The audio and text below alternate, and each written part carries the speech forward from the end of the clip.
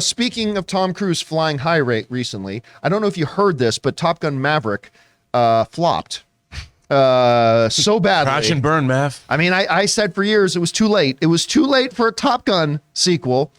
But the thing only made it's closing in on 1.4 billion. Wow. Closing, I mean, it may not quite get there, but it's get close to 1.4 billion. It's going to outgross domestically Avengers Infinity War. It's already closing on that number. It may have already passed Black Panther. I mean, it's just done bonkers business and just continues to do great. It actually climbed from the number 6 spot at the box office last week to the number 3 position of the box office recently. And its box office actually went up 1.6%, which was just nutty. But as they say in Star Trek: The Next Generation, all good things must come to an end, because it has now been announced that Top Gun Maverick, long after the new kind of normal of a 45-day theatrical window, 90 plus days after it, Top Gun Maverick is going to finally come to streaming. This comes from the folks over at Vulture, who wrote the following.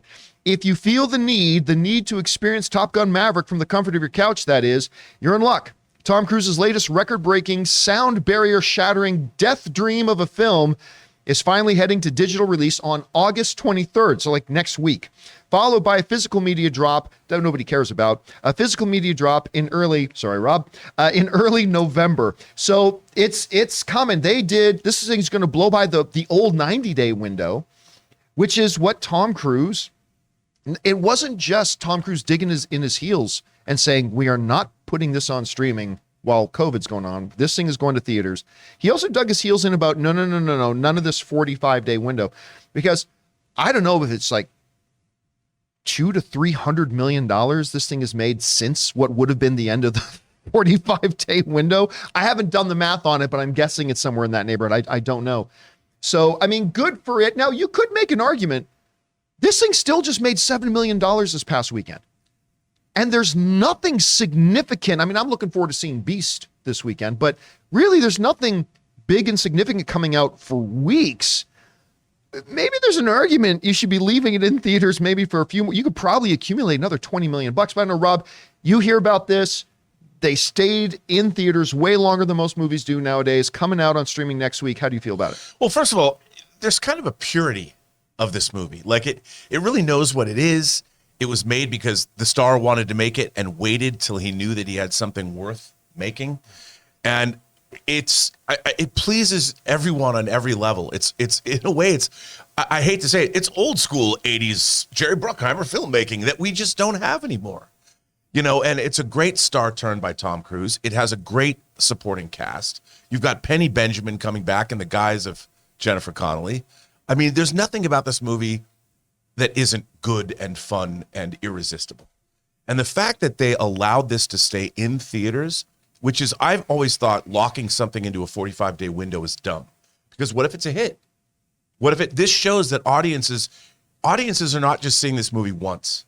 They're going back again and again and again. And I told you last weekend, IMAX started a new promotion where they have a new poster. Yeah, brand new collectible that poster they're giving out. And I think with IMAX having E.T. last weekend, I bet they're happy to have Maverick still in theaters, because this in IMAX is incredible.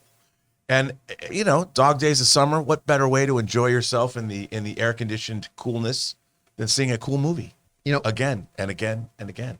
Christian, I was skeptical about this movie. I knew it's probably going to be good, but it's 20 years a little bit late for this thing. About a year and a half ago, I go to CinemaCon. It was their first one back, and they showed us the first 18 minutes.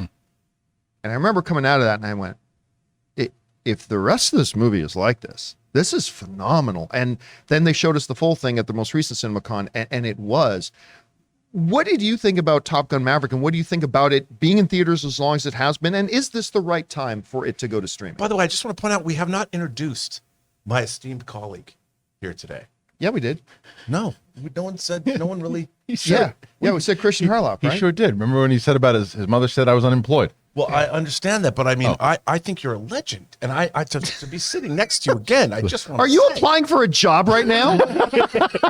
Is that what's happening? I just think it's great. Right in front of me? I wanted to point out it's great to see you again. Yeah, it was great to see you. I just thought the unemployment thing, I wanted be like, to me, you're a legend. Well, thank you so And much. whether as you're well. employed or not, I just want to say it's great to be working with you. Same here. I'm happy Why to are be you with guys you as well. mentioning that word a lot? I mean, seriously. It's trying to give you- we're We're trying- psychologically setting you up. I'm trying to give you the axe of Zoloft. The axe of soul. I won't call him by his real name. Anyway, so to answer your question, I saw the film. It was you guys that had posted that you'd seen it at CinemaCon. I was excited for it. I'm a big Top Gun original fan, so I was always excited for it. I always thought the move that he did well, Tom Cruise, is fighting back and saying, no, I know that everybody's doing the streaming thing right now during COVID, and I understand that, but we're going to stay the course. We have a good enough movie to do that. Right. And I respect him very much for that. I love the movie. It's my favorite movie of the year, hands down. Because of everything that Rob just said. I haven't experienced watching a movie like that in a very long time. That kind of experience that I did back in the 80s, 90s, and that it's joyful. Joyful, but it's not just 80s nostalgia. It's a good movie. It's got a good character. It's got a good story behind it. It's got emotion. It has new characters. It does what I love about Cobra Kai, to be honest, is that it infuses an older generation with a newer generation. I thought Always got to bring up Cobra Kai. every single time. Every There's a new single trailer time. coming out. There's a new trailer coming out.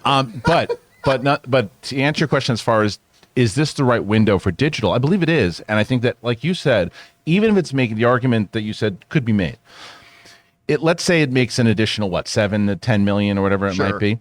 Who's to say with all the $15, $20 on Amazon or whatever it might they be could make that. it could make that. So maybe that's their reasoning is, okay, well, that'll make just about as much. Plus, people are still seeing it in the theater too, so we've got two over. I'm on a different page with you guys when it comes to the 45/90 as a family man, person with kids. Like, I like it, but I like it because I was told that when I subscribed to certain things. Paramount never told you that. Paramount never said, we guarantee you we're going to have the 45 to 90. They never guaranteed it. It's, again, Zoloft, then his crew, that said, we're guaranteeing it, and then they change it. We'll get into it later. But the point is, I think that when it's not guaranteed, it should be a case by case. I don't think that you should have done 45/90 with Top Gun because of the obvious reason it's making hand over fist.